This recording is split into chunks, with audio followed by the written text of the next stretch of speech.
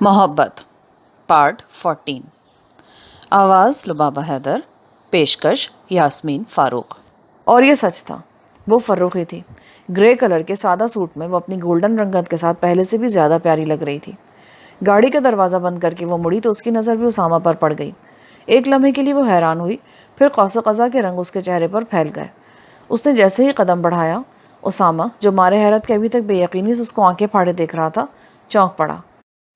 پھر فروخ سے کچھ کہنے کی بجائے اس نے مڑ کر آفتاب اور حور کی طرف دیکھا۔ وہ دونوں بھی مسکراتے ہوئے اپنی جگہ سے اٹھ چکے تھے۔ فروخ اس کے قریب پہنچ گئی تھی۔ آپ کب آئے؟ ہاں جی۔ کیسے ہیں؟ وہ شرمانگی لہجے میں پوچھ رہی تھی۔ زندہ ہوں۔ اچانک ہی اسامہ کے لہجے میں تلخی آ گئی۔ تبھی حور اور آفتاب ہنستے ہوئے اس کے قریب آئے اور حور نے ماتھے پر ہاتھ مارتے ہوئے ہنستے ہوئے کہا، اوہ مائی گاڈ، ابھی میں یہ بات تم سے ایک دو دن چھپانا چاہتی تھی، لیکن فروخ نے اچانک آ کر سارا کھیل بگاڑ دیا۔ میں چاہتی تھی جب تم تینوں دعوت پر آتے تب اس کو دیکھ کر حیران ہوتے۔ حیران تو خیر میں اب بھی ہوں، لیکن یہ بتائیے یہ بچ کیسے گئی؟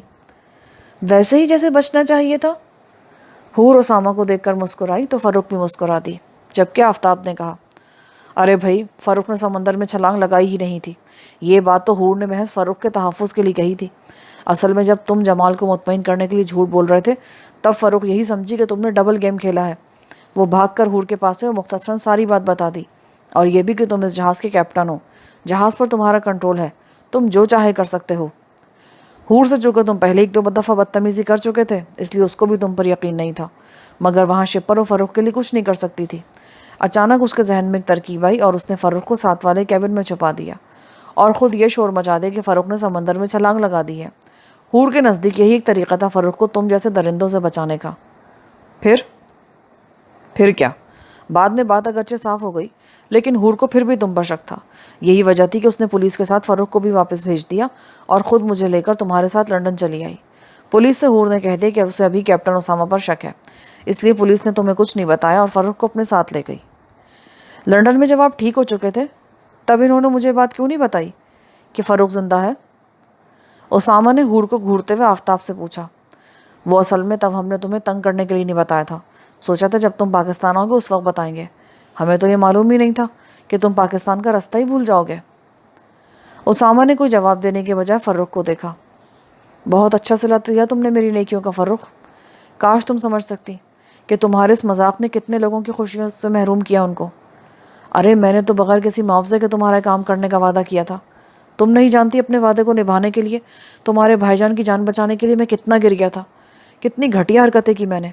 اگر میرے گھر میں پتہ چلتا تو نہ جانے بھائی جان میرا کیا حشر کرتے۔ یہ سب میں نے تمہارے اور تمہاری خوشی کے لیے کیا، اور تم مجھ پہ اعتبار نہ کر سکی۔ مجھے معاف کر دیں، میں تو بعد میں آپ کو اپنے زندہ ہونے کے بارے میں بتانا چاہتی تھی، پر بھابھی نے کہا یہ شخص ابھی ناقابل اعتبار ہے، جب تک مجھے اس کا یقین نہیں آتا تم چپ رہو گی، اور میں نے بھابھی کی بات مان لی۔ بھابھی نے کہا اور تم نے مان لیا؟ کاش فروخ تم زندہ نہ ہوتی۔ اسامہ نے نفرت بھرے لہجے میں کہا۔ جی؟ فروخ نے اس کو حیرت سے دیکھا، مگر اسامہ تیزی سے باہر چلا گیا۔ آفتاب اور حور سے پکارتے رہ گئے مگر وہ رکا نہیں۔ بھائی جان پلیز میں ان کے ساتھ چلی جاؤں؟ فروخ نے اسامہ کے گیٹ سے نکلتے ہی آفتاب سے پوچھا۔ آفتاب نے ایک نظر بہن کو دیکھا اور اجازت دے دی۔ فروخ بھاگتی ہوئی باہر آئی۔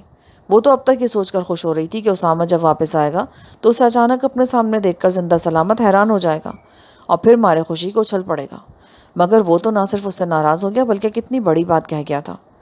وہ باہر آئی تو اسامہ بائک پر بیٹھ گیا تھا۔ پلیز اسامہ میری بات سن لیجیے۔ اب تمہاری کوئی بات سننے کے لیے میرے پاس وقت نہیں۔ تم نہیں جانتی، تمہاری وجہ سے شہزاد نے اپنی زندگی کی سب سے بڑی خوشی کھو دی، اور اب جب یہ خوشی اس کو نہیں مل سکتی تو میں بھی یہ خوشی نہیں لوں گا۔ میں اب تم سے کبھی نہیں ملوں گا، نہ ہی تم مجھ سے ملنے کی کوشش کرنا۔ یہ کہتے ہوئے اسامہ نے بائک آگے بڑھا دی۔ مارے دکھ کے اس کا دماغ معاف ہو رہا تھا۔ اس نے سوچا فروخ تو زندہ ہے، مگر شہزاد، اس کو کس جرم کی سزا ملی؟ صرف دوستی کی۔ اب میں تو فروخ سے شادی کر کے اپنا گھر اور دل آباد کر سکتا ہوں، پر شہزاد کیا سوچے گا؟ وہ محض میری وجہ سے واپس نہیں آیا تھا، اور پھر وہ تو شادی کر کے جانا چاہتا تھا، مگر فروخ کی وجہ سے وہ فرینہ کے لیے اپنی ماں سے بات نہ کر سکا۔ پھر اچانک ہی اسامہ نے ایک فیصلہ کر لیا۔ نہیں، میں اس کو کبھی یہ نہیں بتاؤں گا کہ فروخ زندہ ہے، اور نہ ہی فروخ سے شادی کروں گا۔ اب مجھے جلدی میں چاہے کسی بھٹیارن سے شادی کیوں نہ کرنی پڑے، میں اس سے کر لوں گا، مگر فرخ سے کبھی نہیں، کبھی نہیں۔ اور فرخ، یہ تم نے کیا کیا؟ تمہارے اس مذاق نے میری اور میرے دوست کی زندگی مشکل بنا دی۔ وہ سیدھا بھائی کے دفتر آیا۔ علی اس کو اچانک اپنے سامنے دیکھ کر حیران ہوئے، پھر جگہ سے اٹھے تو اسامہ ان کے گلے لگ گیا۔ پھر اس نے بھائی سے نہ صرف اپنے غلط رویے کی معافی مانگی بلکہ یہ بھی کہہ دیا کہ وہ جہاں چاہیں اس کی شادی کر دیں، اب وہ اعتراض نہیں کرے گا، بلکہ جتنی جلدی وہ شادی کر سکتے ہیں کر دیں۔ اگر یہ بات تھی تو پہلے انکار کیوں کیا تھا؟ پہلے کی بات اور تھی بھائی جان، اب سب کچھ ختم ہو گیا ہے۔ ارے بھائی کیا ختم ہو گیا؟ علی نے پریشان ہو کر بھائی کو دیکھا۔ کچھ نہیں بھائی جان، اب میں چلتا ہوں، آپ گھر کب آئیں گے؟ بس اٹھنے ہی والا ہوں میں، علی نے کہا تو اسامہ اجازت لے کر باہر نکل آیا، مگر اب وہ سوچ رہا تھا کہ جائے تو جائے کہاں۔ جب کچھ سمجھ نہ آئے تو یوں ہی سڑکوں پر آوارگی کرتا رہا۔ رات گئے گھر آئے تو بھابھی اس کے انتظار میں جاگ رہی تھی، جبکہ اماں نیند کی دوا کھا کر سو گئی تھیں۔ کھانا لاؤں؟ نہیں بھابھی۔ کیا باہر سے کھا کر آئے ہو؟ باہر سے تو نہیں کھایا، بس بھوک نہیں ہے، آپ آرام کریں۔ ناراض ہو مجھ سے؟ حالانکہ ناراض تو ہمیں ہونا چاہیے تھا۔ جبار بتا رہا تھا کہ جس لڑکی سے تم محبت کرتے تھے وہ مر گئی۔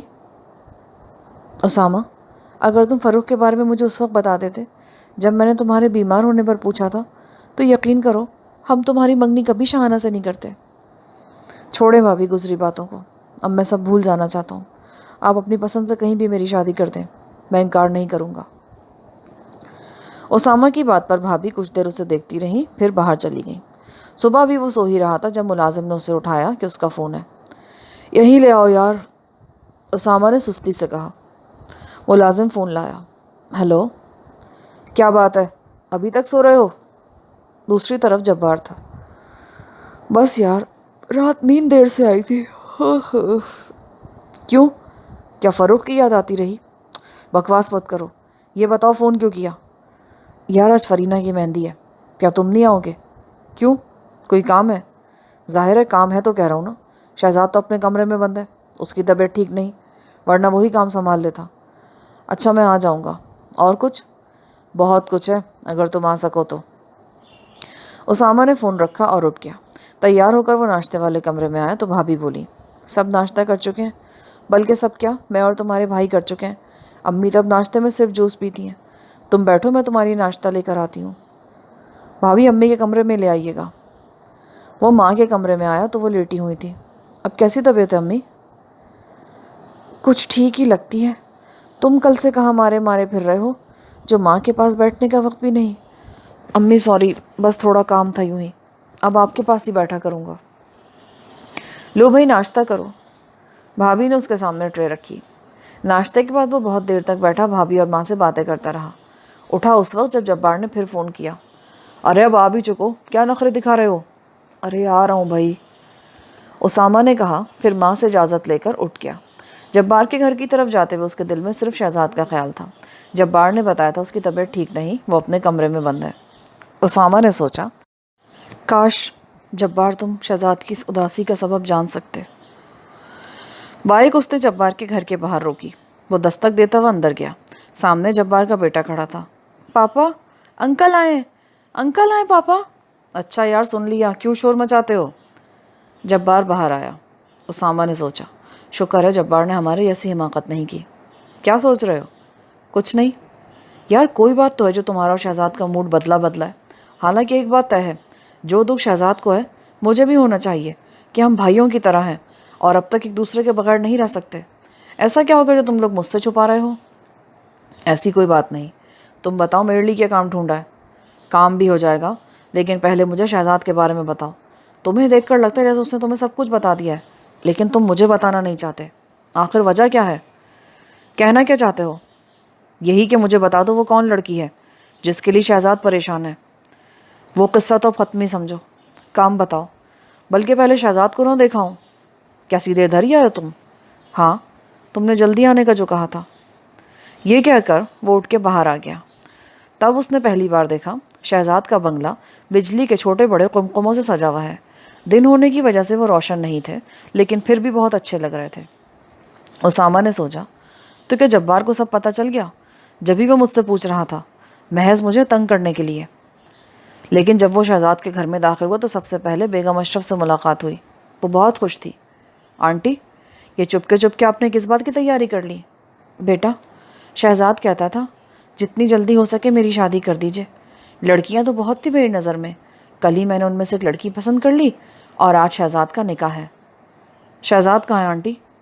بس بیٹا تیار ہو رہا ہے، کل سے تو چھپ کر آنے والے کارڈ بانٹ رہا تھا، آج تمہاری طرف آنے والا تھا۔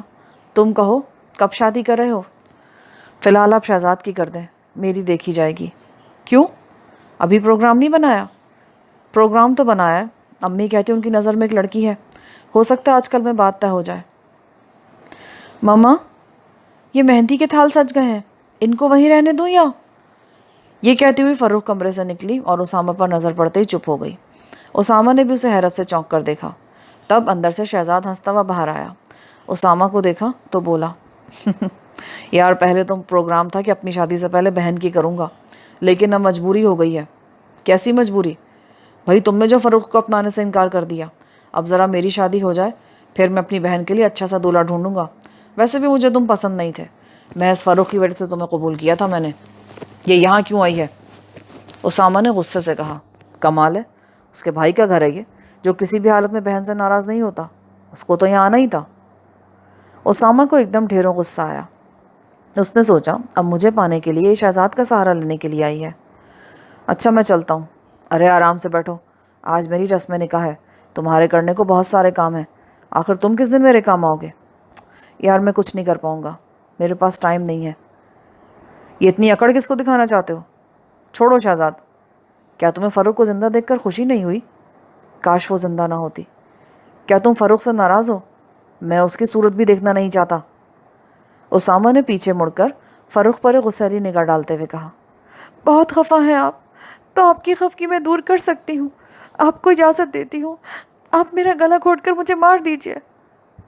شہزاد نے ایک نظر اس کو گھور کر دیکھا اور پھر غصے سے اسامہ کی طرف مڑتے ہوئے بولا، انسان بن جاؤ اسامہ، ورنہ اپنی بہن کے لیے میں ساری دوستی بھول جاؤں گا۔ مجھے نفرت ہے تمہاری بہن سے، تمہاری خوشیوں کی قاتل یہی تو ہے، جس کی وجہ سے میں وطن واپسی کا راستہ بھول گیا اور تم میرے ساتھ رہے، جس کی وجہ سے محبت کی دائمی جدائی تمہارا مقدر بن گئی۔ میں تو کیا، اب تمہیں فروخ سے بھی نفرت ہونی چاہیے، جس کی وجہ سے ہماری چھٹیاں غارت ہو گئیں، ہمارا دن رات کا سکون جاتا رہا، وہ ہم پر اعتبار بھی نہ کر سکی۔ نفرت ہے مجھے اس سے۔ تم یہ سب کچھ میرے لیے کر رہے ہو؟ شہزاد نے مسکرا کر پوچھا۔ بکو مت، یہ بتاؤ یہ یہاں کیسے آئی؟ اپنی گاڑی میں بیٹھ کر۔ فروخ بمشکل اپنے آنسو ضبط کر رہی تھی۔ اچانک ہنا اور جبار اپنے بیٹے کے ساتھ آئے اور پھر ایک ڈبیا کھول کر انگوٹھی نکالی اور شہزاد کی طرف بڑھاتے ہوئے ہنا بولی، ذرا پہن کر دیکھنا شہزاد، ابا جان ابھی لے کر آئے ہیں۔ شہزاد نے پہلے مسکرا کر اسامہ کو دیکھا اور پھر انگوٹھی پہنتے ہوئے کہا، آپ نے خواہ تکلف کیا، میں نے تو پہلے ہی کہہ دیا تھا جبار کے ساتھ جا کر خرید لوں گا میں۔ یہ کیا چکر ہے؟ اسامہ نے جبار سے پوچھا۔ سب شادی کا چکر ہے، جبار نے گول مول جواب دیا۔ بھابھی اصل بات کیا ہے؟ اب کہ اسامہ نے ہنا سے پوچھا۔ ہنا نے اجازت طلب نظروں سے شوہر کو دیکھا تو وہ ہنس کر بولا، بتا دو بھائی، اب وقت ہی کتنا بچا ہے۔ پھر خود ہی کہنے لگا، یار جب میں نے تمہیں شہزاد کے کیبن میں بھیجا تھا نا، تو میں خود کیبن کے باہر کھڑا تھا، جس کے نتیجے میں مجھے ساری بات کا پتہ چل گیا، جبکہ تم سمجھتے رہے کہ مجھے کچھ معلوم ہی نہیں۔ کیا؟ ہاں، تم نے تو مجھے کچھ نہیں بتایا اور میں نے دل میں سوچ لیا کہ کچھ بھی ہو جائے فرحینہ کی شادی اب شہزاد سے ہی ہوگی۔ پھر جب تم چلے گئے تو میں نے امی ابا سے بات کی، انہوں نے اس بات کو ماننے سے صاف انکار کر دیا، مگر پھر میرے بہت سمجھانے پر وہ مان گئے۔ تب ہم لڑکے والوں کے گھر گئے، گو کہ یہ مشکل مرحلہ تھا، مگر میں نے لڑکے سے اکیلے میں بات کی اور وہ مان گئے۔ وہاں سے واپس آتے امی نے انکل آنٹی یعنی شہزاد کے ماما پاپا کو بلا کر بات کی اور میں شہزاد سے بات کرنے کا پروگرام بنا کر باہر نکلا تو فروخ اپنی گاڑی سے اتر رہی تھی۔ وہ شہزاد سے ملنے آئی تھی اور آنے سے پہلے اس نے باقاعدہ فون کر کے اجازت لی تھی کہ کہیں شہزاد بھی تمہاری طرح ناراض نہ ہو۔ مجھے دیکھتے ہی فاروق نے سلام کیا۔ شہزاد بھائی کو کیا ہوا ہے؟ اسامہ کہتا ہے محض میری وجہ سے وہ اپنی زندگی کی سب سے اہم خوشی سے محروم ہو گئے۔ فروخ کی آنکھیں بتا رہی تھیں کہ وہ روتی ہوئی آئی ہے۔ اس کی خوشی تو اس کے حوالے کرنے کا انتظام میں کر رہا ہوں، مگر تم زندہ کیسے بچ گئیں؟ اور فروخ نے شہزاد کے گھر پہنچ کر ساری کہانی سنا دی۔ پھر تمہارے رویے کا ذکر کر کے وہ رونے لگی۔ اچھا؟ اسامہ نے جلدی سے فروخ کو دیکھا۔ وہ سپاٹ چہرہ لیے کھڑی تھی، جبکہ جبار کہہ رہا تھا، پھر میں نے شہزاد کو خوب ڈانٹا کہ اس نے مجھے پہلے کیوں نہیں بتایا۔ پھر فرینہ کی شادی ملتوی ہونے کا کہا۔ تب بیگم اشرف نے کہا یہ شادی پروگرام کے مطابق ہوگی۔ اوہ کمینے، تم نے مجھے پہلے کیوں نہیں بتایا؟ اسامہ اس کو مارنے کو لپکا تو جبار کا بیٹا چلایا، انکل پاپا تو مت مارے، میرے پاپا تو مت مارے۔ اسی لمحے وہ سب ایک دوسرے کو مسکرا کر دیکھنے لگے، جبکہ جبار کا بیٹا اس کی ٹانگوں سے لپٹ گیا۔ دیکھا، اب میں اکیلا نہیں ہوں، جبار نے ہنستے ہوئے کہا تو سب کے ساتھ ساتھ ہنا بھی مسکرانے لگی۔ فروخ اب بھی سنجیدگی سے سب کو دیکھ رہی تھی۔ وہ اندر چلی گئی۔ اسی لمحے شہزاد نے چونک کر اسامہ کو دیکھا، پھر سخت لہجے میں کہا بہت بکواس کر چکا تم فروخ کے ساتھ، اب معافی مانگو جا کے۔ یار وہ ذمہ دار بھی تو بہت ہے، بکواس مت کرو۔ شہزاد حقیقتاً غصے میں بولا۔ اسامہ نے ایک لمحے کے لیے سوچا، پھر فروخ کے پیچھے چلا آیا۔ فروخ ہال میں رکھے مہندی کے تھالوں کے پاس کھڑی تھی، قریب ملازمہ بھی تھی۔ اسامہ نے ملازمہ کو باہر جانے کا اشارہ کیا، پھر فروخ کو دیکھا، مگر وہ یوں بن گئی جیسے وہاں اسامہ کی موجودگی سے بے خبر ہو۔ فروخ، تم ناراض ہو مجھ سے؟ ذرا یہ بھی تو سوچو میں کتنا پریشان رہا۔ تمہاری موت کی خبر نے مجھے کتنے بڑے صدمے سے دوچار کیا۔ میرا ذہنی سکون جاتا رہا کہ میں تم سے محبت کرنے لگا تھا۔ تمہاری موت میرے لیے ناقابل برداشت تھی۔ یہی وجہ تھی کہ تمہارے بعد میں سب کچھ بھول گیا، اور محض میری وجہ سے جبار، جو شادی کے چند ہی روز بعد ہمارے ساتھ چلا آیا تھا، واپس نہ گیا۔ اور شہزاد، وہ تو خیر اب جبار نے بات سنبھال لی ہے، ورنہ اگر فرینہ کی شادی ہو جاتی تو سوچو اس کا ذمہ دار کون تھا؟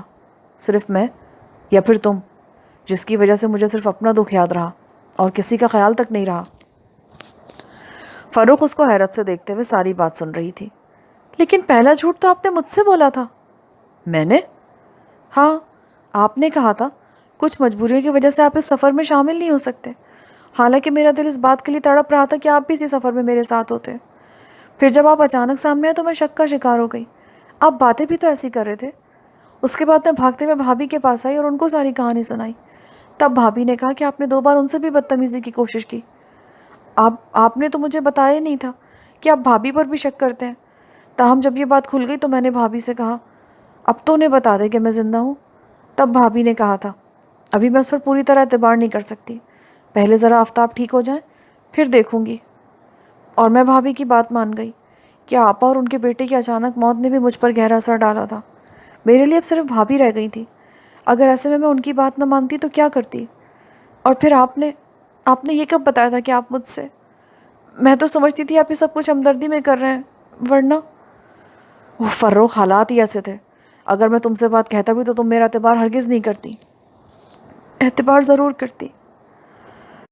اچھا تو اب اعتبار کر لو کہ میں تم سے بہت شدید محبت کرتا ہوں، اتنی کہ ہاں اسی لیے کہہ رہے تھے کہ کاش میں زندہ نہ ہوتی۔ ہاں کہا تھا، صرف شہزاد کے دکھ کا سوچ کر۔ اور اب جو چاہتا ہوں وہ بتانے کی ضرورت نہیں ہے، بات سمجھنے کی ضرورت ہے۔ آپ نے مجھے معاف کر دیا؟ ہاں، اگر تم مجھے معاف کر کے یہ بتا دو کہ تمہارے دل میں تو ناراض ہوئی نہیں، پھر معافی کیسی؟ باقی دل کی بات بتایا نہیں کرتے، سمجھا کرتے ہیں۔ اسامہ بھی جواباً مسکرا دیا۔ آؤ اب باہر چلیں۔ اس نے اس کا ہاتھ اپنے ہاتھوں میں لیتے ہوئے کہا ہاتھ تو چھوڑ دیں پہلے۔ چھوڑ دوں؟ معلوم نہیں۔ فروخ خود ہی ہاتھ چھڑا کر باہر جانے کے بجائے وہیں تھالوں کے پاس جا کر بیٹھ گئی۔ اسامہ چند لمحے اس کے چہرے کو دیکھتا رہا، پھر مسکراتے ہوئے باہر آیا تو اس کی اپنی بھابھی اور بھائی لان میں بیٹھے تھے۔ موسم چونکہ ابرآلود تھا اس لیے شہزاد نے سب کے لیے لان میں ہی کرسیاں ڈلوا دی تھیں، جہاں اس وقت بیگم اشرف اور اشرف صاحب بھی موجود تھے۔ ہنا اور جبار بھی تھے۔ اسامہ کو دیکھتے شہزاد نے سرگوشی کی، لگتا ہے کامیاب لوٹے ہو۔ اسامہ نے گھور کر اسے دیکھا اور پھر کہا بھیا آپ لوگ یہاں؟ ہاں، وہ تم نے کہا تھا نا جتنی جلدی ہو سکے تمہاری شادی کر دیں، اس لیے میں نے ایک لڑکی بھی پسند کر لی ہے۔ بھابھی اس کو دیکھتے ہی بولی جی؟ اسامہ نے حیرت سے کہا، مگر بھابھی اس کی حالت سے بے خبر کہہ رہی تھی چونکہ وہ لوگ تمہیں ابھی دیکھنا چاہتے تھے، اس لیے جب یہ معلوم ہو کہ تم ادھر ہو تو ہم نے ان کو بھی یہاں پر ہی بلا لیا ہے۔ پتہ نہیں وہ لوگ اب تک آئے کیوں نہیں۔ بھابھی یہ آپ نے کیا کیا؟ کیا مطلب؟ تم نے خود ہی تو کہا تھا جتنی جلدی ہو سکے، اب پھر کوئی بات ہو گئی ہے کیا؟ ارے اگر پھر ہمیں بے عزت کروانے تو یہاں آنے سے پہلے ہی بتا دو ان کے۔ جی؟ اسامہ نے شہزاد و جبار کی طرف دیکھا، ان کے چہروں پر بھی گہری سنجیدگی تھی۔ اسامہ نے سوچا یہ کیا ہو رہا ہے؟ اب جب شہزاد کی بات طے ہو گئی ہے تو لگتا ہے فروخ میرے مقدر میں نہیں، وہ اس وقت کتنی خوش بیٹھی اندر، اور یہاں ارے یار بیٹھو، کب تک کھڑے رہو گے؟ شہزاد نے اس کا بازو پکڑ کر کھینچا اور اسامہ بے جان سا وہیں بیٹھ گیا۔ اسی لمحے گیٹ کے اندر حور اور آفتاب داخل ہوئے۔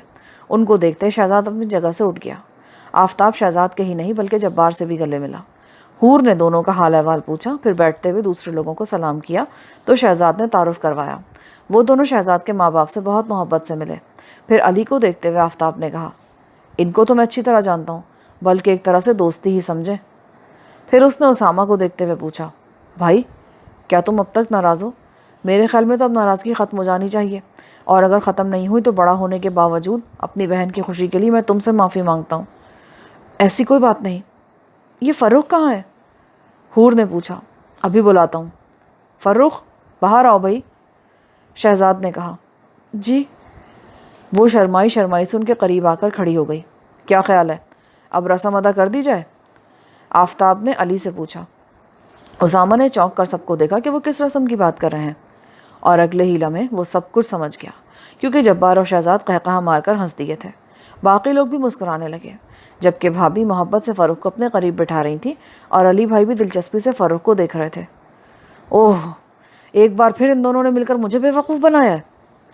اسامہ نے گھور کر شہزاد کو دیکھا، مگر وہ ہنستے ہوئے آفتاب سے کہہ رہا تھا، بھائی جان سونا مردوں کے لیے حرام ہے، انگوٹھی ڈائمنڈ کی لانی تھی، یا پھر میں ہی لے آتا ہوں، بہن تو میری بھی ہے۔ ویسے میں نے جبار سے کہا تھا وہ بے شک مجھے چاندی کی انگوٹھی پہنا دیں مگر سونے کی نہیں، حالانکہ مطلب اس کا ڈائمنڈ ہی تھا۔ جبار نے ہنس کر کہا، خیر یہ تو تم اپنی مرضی سے لائے ہو، ورنہ میرا مطلب چاندی سے ہی تھا، اور پھر ضروری بھی نہیں کہ انگوٹھی پہنائی جائے، میں اس قسم کی رسموں کو نہیں مانتا۔ ارے گھبراؤ نہیں، ڈائمنڈ کی ہی لائے ہیں۔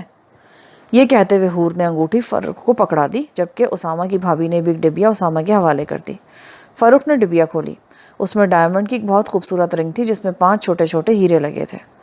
اسامہ نے بھائی کو دیکھ کر پوچھا، بھائی جان کیا امی کے بغیر ہی؟